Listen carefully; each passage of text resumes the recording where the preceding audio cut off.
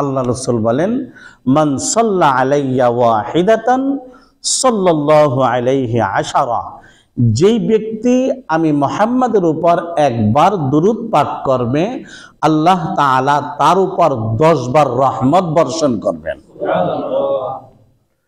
আর রাসূলের উপর দুরূদ পড়ব না কেন? যে রাসূলের ওসিলায় সব কিছু পেয়েছি আমরা,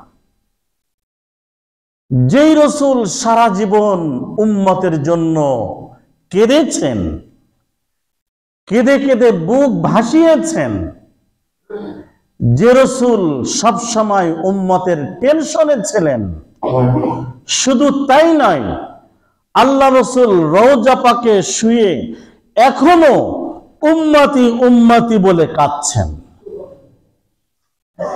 শুধু তাই নয়, হাদিসের ভিতরে এসেছে কিয়ামতের দিন যখন সিংহায় ফুঁক দেওয়া হবে, ফুঁক দেওয়ার পর আল্লাহ রাসূল রওজা পাক থেকে উঠবেন।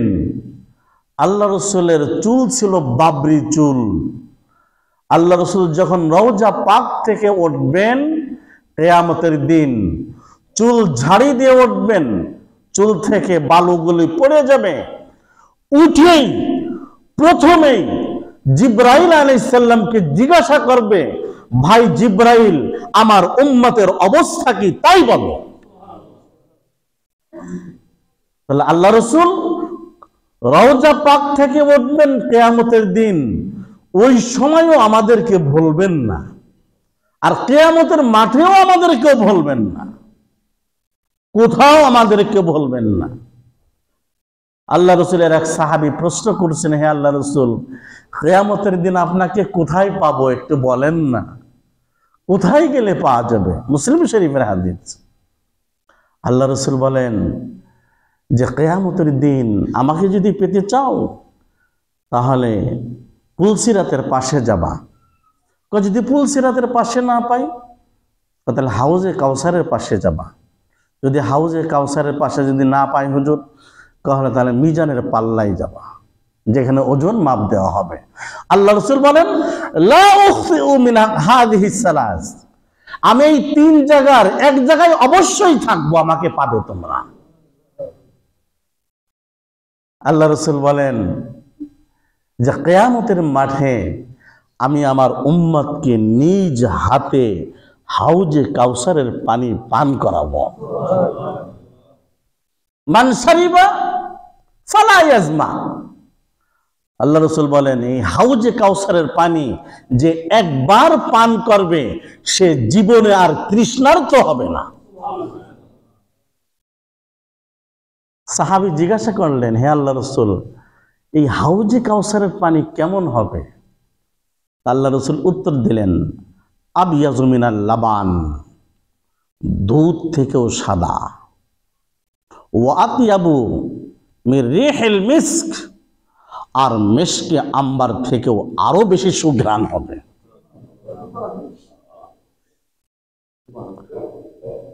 হুজুর, এই যে আপনি যে হাউজে কাউসারের পানি পান করাবেন আপনার উম্মতকে, চেনবেন কিভাবে?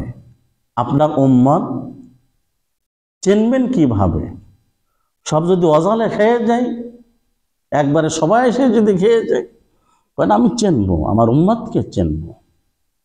তবে একদল উম্মতকে হাউজে কাউসারের পানি পান করানো হবে না। আল্লাহ রাসূল বলেন, বুখারী শরীফের হাদিস, আল্লাহ রাসূল বলেন যে কিয়ামতের দিন আমি হাউজে কাউসারের পানি পান করাবো আমার উম্মতকে।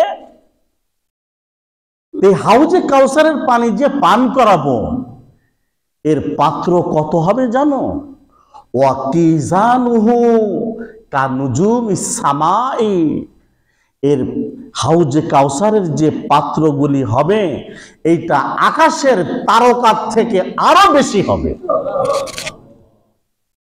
আমার উম্মতকে আমি হাউজে কাউসারের পানি পান করাবো।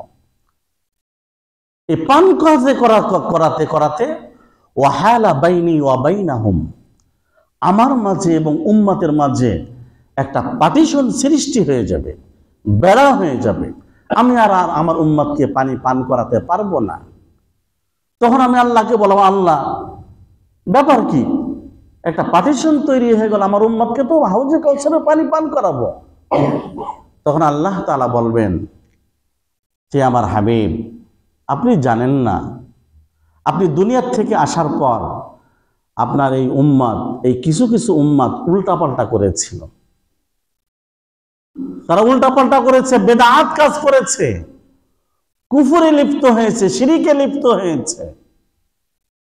তারা এমন এমন পাপ কাজ করেছে যে পাপ কাজের কারণে তাদের ঈমান নষ্ট হয়ে গিয়েছে।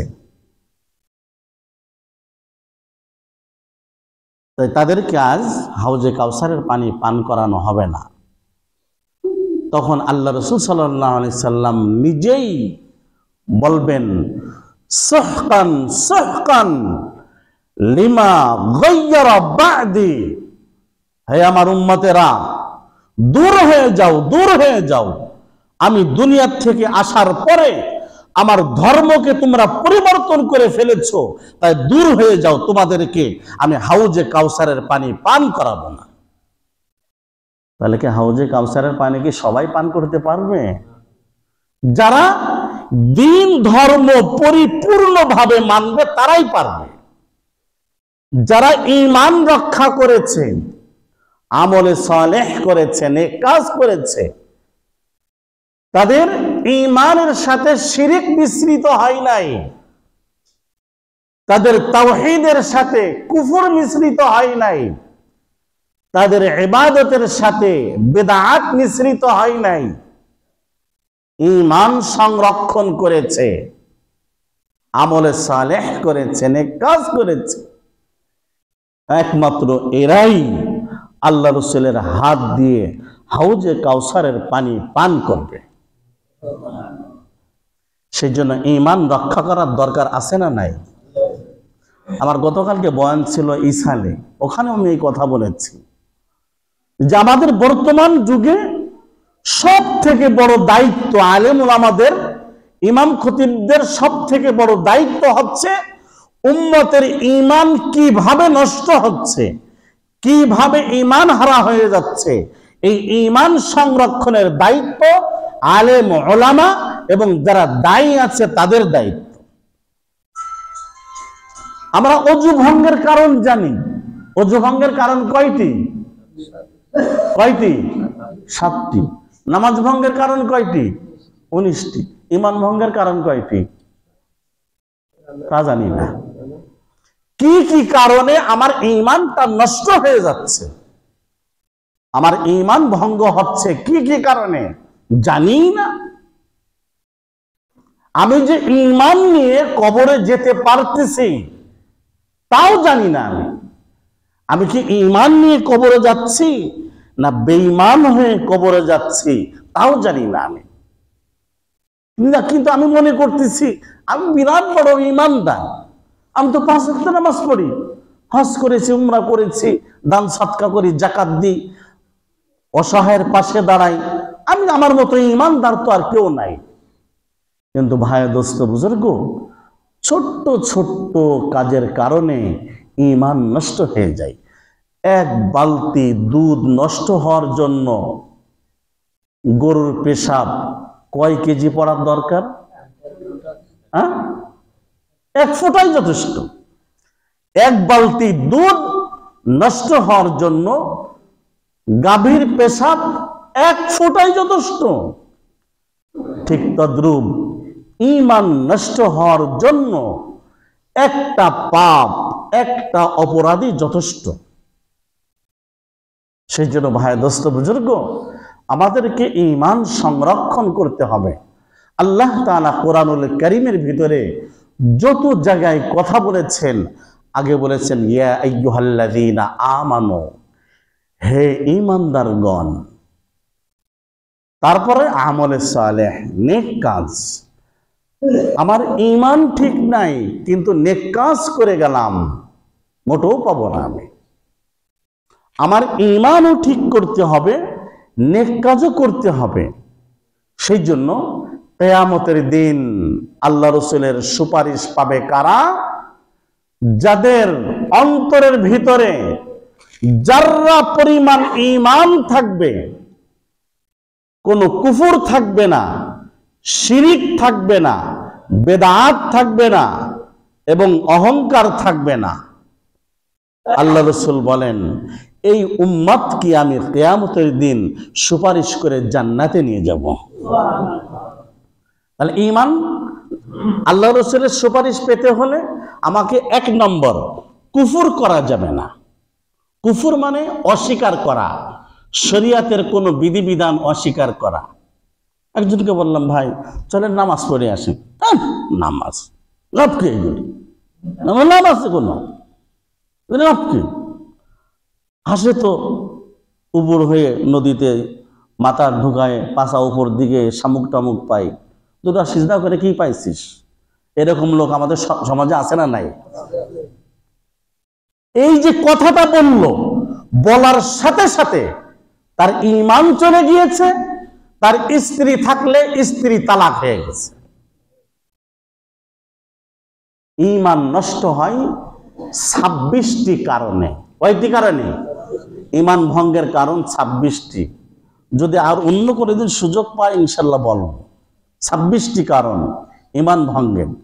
সেই জন্য আমাদেরকে ঈমান হেফাজত করতে হবে। ঈমান নষ্ট হয় কুফরি করার কারণে। শরীয়তের কোনো বিধিবিধান যদি কেউ অস্বীকার করে ঈমান নষ্ট হয়ে যায়। শিরিক করার কারণে আল্লাহর সাথে অংশীদারি স্থাপন করলো, যে আল্লাহ আছেন, আল্লাহর স্ত্রী আছে মারিয়াম আলাইহিস সালাম, নাউজুবিল্লাহ, আল্লাহর ছেলে আছে ঈসা আলাইহিস সালাম, নাউজুবিল্লাহ।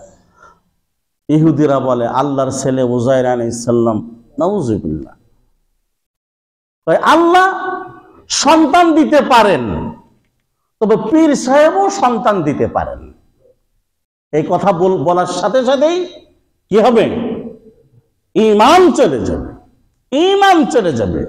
রিজিকের মালিক একমাত্র কে? আল্লাহ। আমি যদি আমার স্ত্রীকে বলি, রিজিক তো তোমাকে আমিই দিই, আমি না দিলে, আমি না থাকলে না খেয়ে মরা লাগতো না। রিজিক দেন কে? আল্লাহ। আল্লাহ রাসূলের দরবারে এক সাহাবী, দুর্বল সাহাবী, উনি থাকেন, সবসময় পড়ে থাকেন মদিনায় আসহাবে সুফফাতে পড়ে থাকেন। কিন্তু এই সাহাবী ইলম অর্জন করার জন্য পড়ে থাকেন। তার আরেক ভাই আছে, চাষাবাদ করে। এই ভাই চাষাবাদ করে, ক্ষেত খামারের কাজ করে। কিন্তু আল্লাহ রাসূলের কাছে যে সাহাবী পড়ে থাকেন, উনি ওই খাওয়ার সময় খেয়ে চলে আসেন, এই সেই আল্লাহ রাসূলের কাছে পড়ে থাকেন। এবার বড় ভাই এসে অভিযোগ দিয়েছে আল্লাহ রাসূলের কাছে, তিরমিজি শরীফের হাদিস, হুজুর আমার ছোট ভাই তো আপনার দরবারেই পড়ে থাকে, কাজ কাম মোটেও করে না, খাওয়ার সময় খেয়ে চলে আসে, আমি তো কাজ করতে করতে হয়রান হয়ে যাই, তো একটু বলেন না আমার ছোট ভাইকে একটু আমার সাথে কাজ কাম করতে, আমি তো সব কাজ কাম করি। আল্লাহ রাসূল তখন উত্তর দিলেন, লাআল্লাকা তুরযাকু বিহি, আমি আশা করি যে তোমার ভাই যে আমার কাছে থাকে, আমার দরবারে পড়ে থাকে, তোমার ভাইয়ের কারণেই আল্লাহ তাআলা তোমার পরিবারকে রিজিক দান করতেছেন। আমি ইনকাম করি মাসে 40-50 হাজার টাকা, তা আমি মনে করি এইটা আমার কোনো সফলতা না, আমার কোনো যোগ্যতার বলে না, হয় আমার কোনো সন্তানের কারণে আল্লাহ তাআলা আমাকে রিজিক দান করতেছেন, অথবা আমার স্ত্রীর কারণে আমাকে রিজিক দান করতেছেন, অথবা আমার আব্বা আম্মার দোয়ার কারণে আল্লাহ তাআলা রিজিক দান করতেছেন, অথবা আমার কোনো উস্তাদের দোয়ার কারণে আল্লাহ তাআলা আমাকে রিজিক দান করতেছেন, অথবা অন্য কোনো মানুষের দোয়ার কারণে, ময় মুরব্বিদের দোয়ার কারণে আল্লাহ তাআলা আমাকে রিজিক দান করতেছেন। রিজিক আল্লাহ তাআলা এইভাবেই দান করেন, রিজিক এইভাবেই দান করেন। তা আল্লাহ রাসূলের শাফাআত পাইতে হলে কিয়ামতের দিন 1 নম্বর কোনো কুফরি গুনাহ করা যাবে না, 2 নম্বর কোনো শিরকি গুনাহ করা যাবে না, 4 নম্বর বেদাত কাজ করা যাবে না, 5 নম্বর আমার অন্তরের ভিতরে যদি যার্রা পরিমাণ অহংকার থাকে, তাহলে আল্লাহ রসুলের সুপারিশ পাওয়া যাবে না। আল্লাহ রসুল কিয়ামতের দিন উম্মতের জন্য পাগল হয়ে যাবেন। দুনিয়ায় পাগল ছিলেন, রওজা মুবারকে পাগল উম্মতের জন্য, কিয়ামতের দিনও পাগল হয়ে যাবেন। বুখারী শরীফের হাদিস, আল্লাহ রসুল বলেন, মা জান্নাসু ইয়াউমাল কিয়ামাতি বাযুহুম ফি বায। কিয়ামতের দিন মানুষ সব দিশেহারা হয়ে যাবে, একে অপরের উপর হুমড়ি খেয়ে পড়বে, মানুষ ছোটাছুটি করতে থাকবে। ফায়াতুনা ইলা আদম, দৌড়াদৌড়ি করতে করতে মানুষ আদম আলাইহিস সালামের কাছে যাবে। ফায়াকুলুন আনতা আবুনা আনতা আবুল বাশার। কিয়ামতের মাঠে সমস্ত মানুষ আদম আলাইহিস সালামকে বলবে, আপনি আমাদের পিতা, আপনি মানুষের পিতা। ইশফা ইলা রব্বিক, আপনি একটু আপনার রবের কাছে সুপারিশ করুন, যেন আপনার রব আপনার সুপারিশ গ্রহণ করে আজকে এই ভয়াবহ পরিস্থিতি থেকে আমাদেরকে মাফ করে দেন। আদম আলাইহিস সালামের কাছে যাবে সমস্ত মানুষ কিয়ামতের দিন।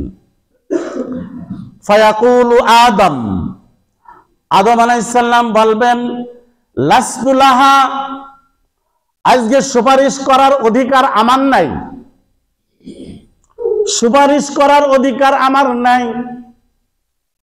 ওয়া আলাইকুম বিইব্রাহিম, বরং আমি তোমাদেরকে বলতে পারি তোমরা ইব্রাহিম আলাইহিস সালামের কাছে যাও। ফাইন্নাহু খলিলুর রহমান, কেননা ইব্রাহিম আলাইহিস সালাম আল্লাহ তাআলার খলিল ছিলেন। কিয়ামতের মাঠে সমস্ত মানুষ দৌড়ায় ইব্রাহিম আলাইহিস সালামের কাছে যাবেন।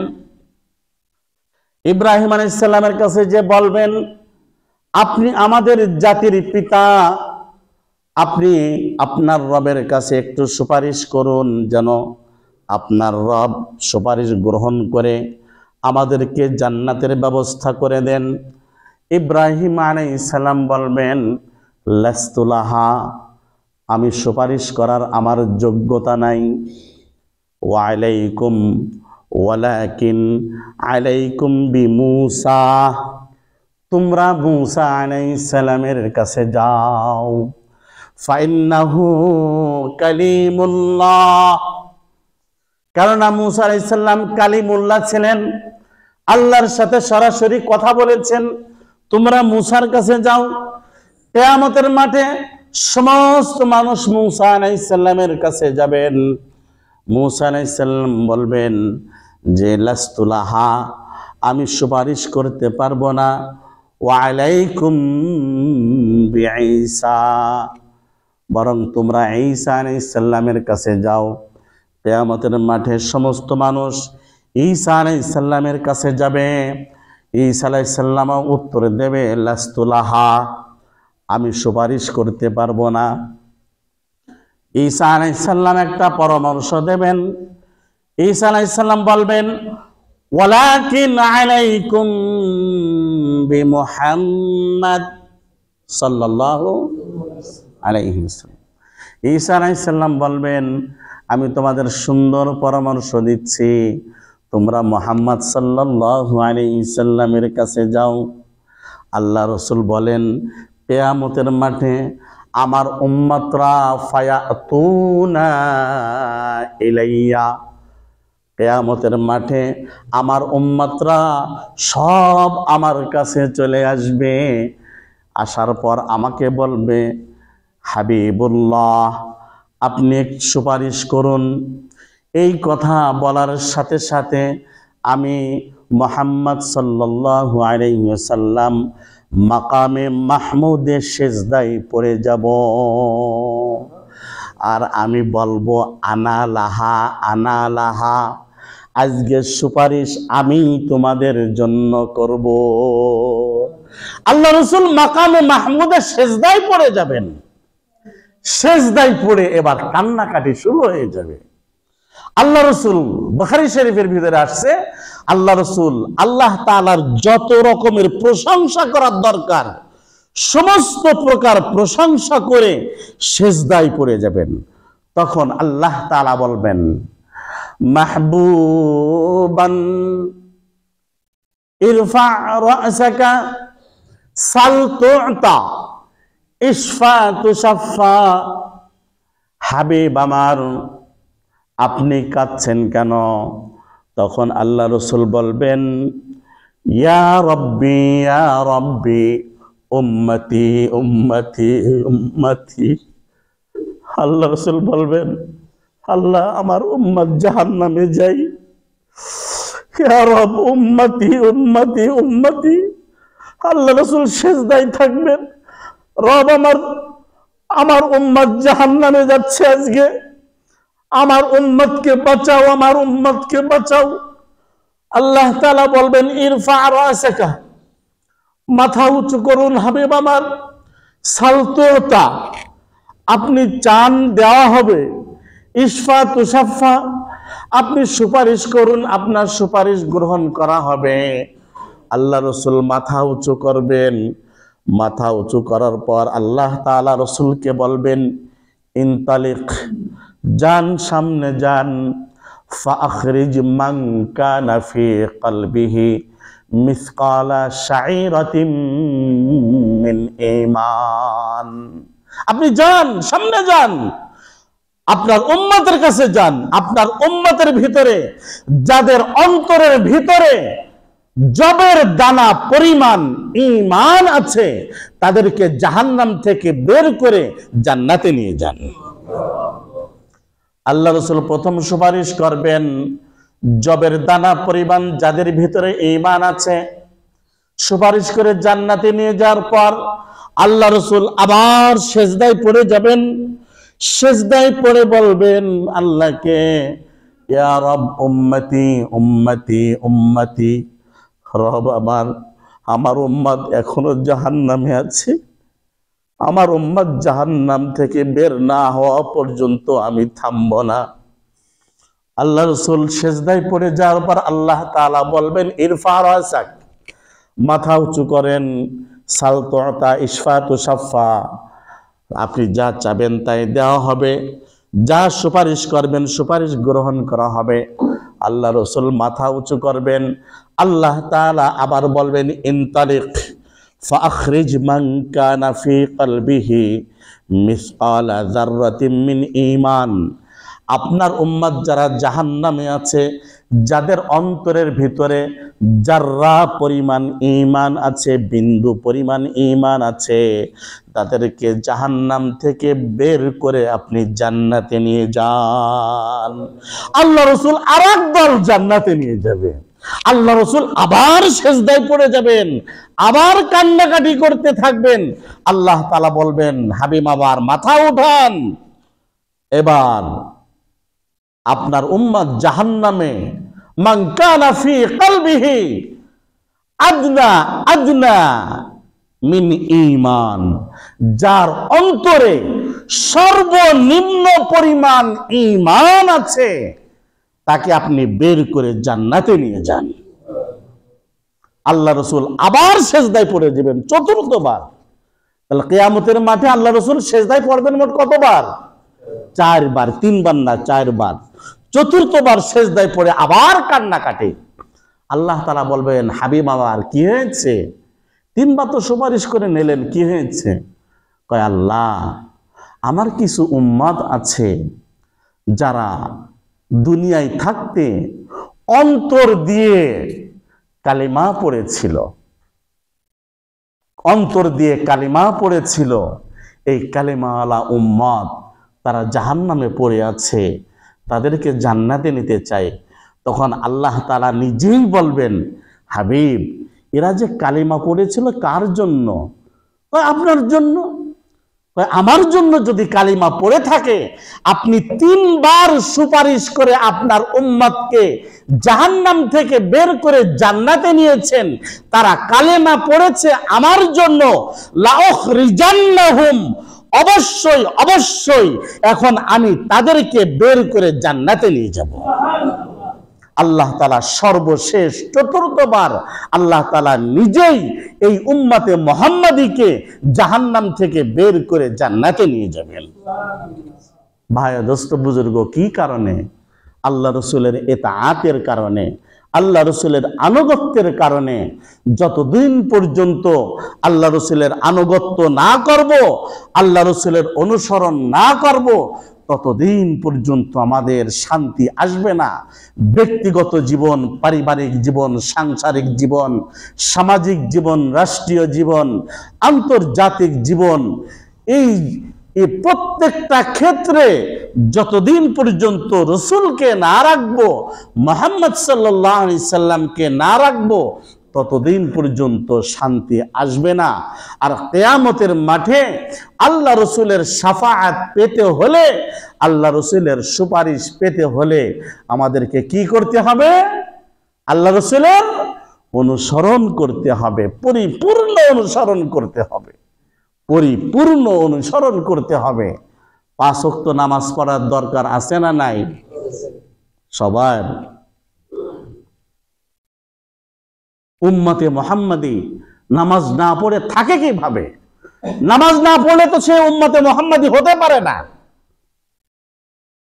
আমাদের ইমাম আবু হানিফা রাহমাতুল্লাহ আলাইহি একটু শিথিল ছিলেন, কিন্তু অন্যান্য ইমাম শাফি রহমাতুল্লাহ আলাই, ইমাম মালিক রহমাতুল্লাহ আলাই, ইমাম আহমদ ইবনে হাম্বল রহমাতুল্লাহ আলাই, তাদের আকীদা এবং তাদের ফতোয়া হচ্ছে, কেউ যদি ইচ্ছাকৃতভাবে নামাজ ছেড়ে দেওয়ার সাথে সাথে সে কাফের হয়ে যায়।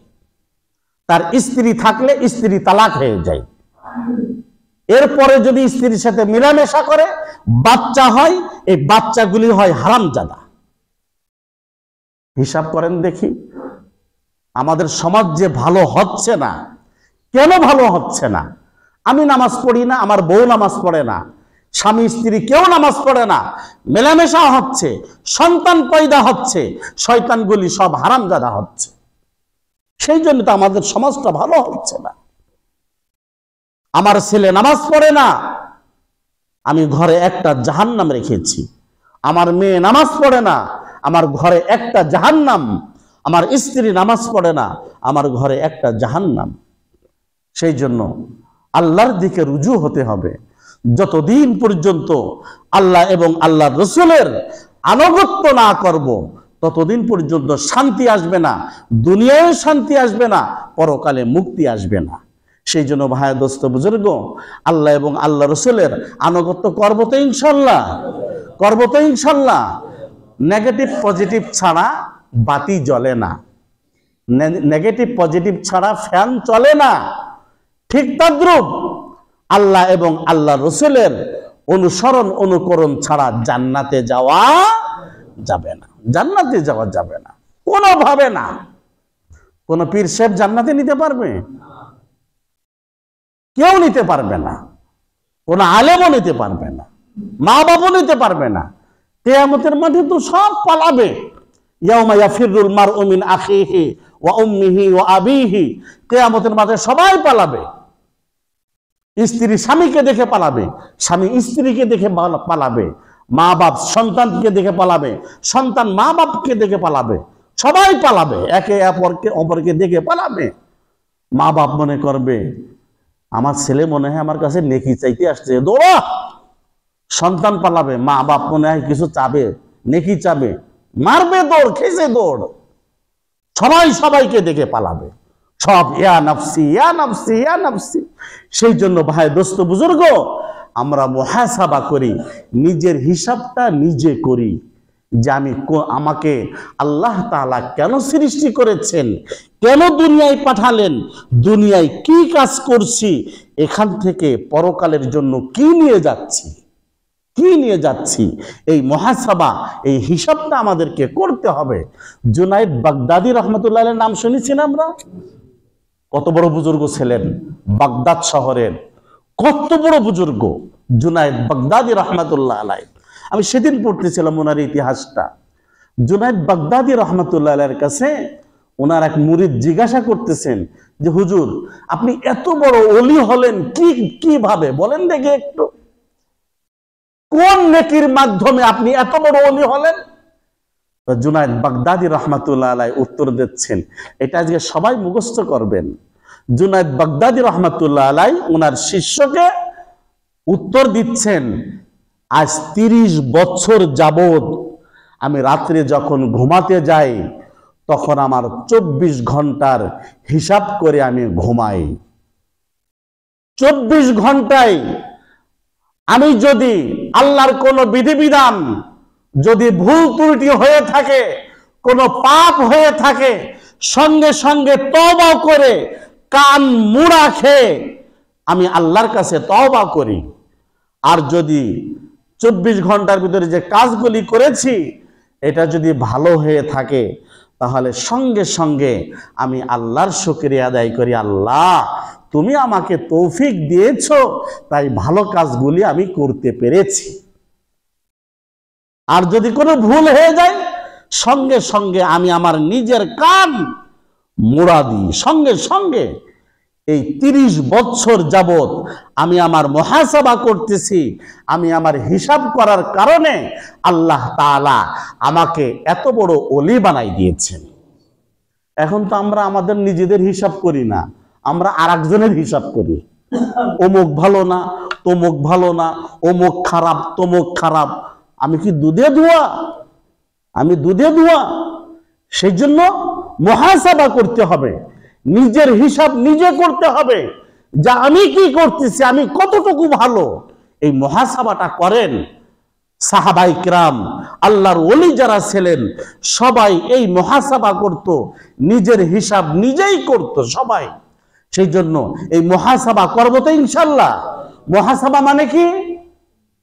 নিজের হিসাব নিজে করা। আমরা সবাই পাপী, আপন পাপের বাটখারা দিয়ে অন্যের পাপ মাপি। আমি নিজেই পাপী কিন্তু আরেকজনের পাপ মেপে বেড়াচ্ছি আমি, অমুক ভালো না, তমুক ভালো না। সেই জন্য ভাই, দোস্ত, বুজুর্গ, আমরা নিজের হিসাবটা একটু নিজে করি, আল্লাহ এবং আল্লাহ রসুলের আনুগত্য করি, 5 ওয়াক্ত নামাজ পড়ি, পরের হক নষ্ট না করি, আর আল্লাহ তাআলার বিধিবিধান মেনে চলি। ইনশাআল্লাহ পরকালে আল্লাহ রসুল আমাদের জন্য সুপারিশ করবেন ইনশাআল্লাহ। আল্লাহ রসুলের সুপারিশ ছাড়া একটা লোকও জান্নাতে যেতে পারবে না। তা আল্লাহ রসুলের সুপারিশ আমরা সবাই চাই না? আল্লাহ তাআলা যেন আল্লাহ রসুলের সুপারিশের মাধ্যমে যেন আমরা পরকালে জান্নাতে যেতে পারি, আল্লাহ তাআলা আমাদেরকে সেরকম আমল করার তৌফিক দান করুন। সবাই বলে আমিন।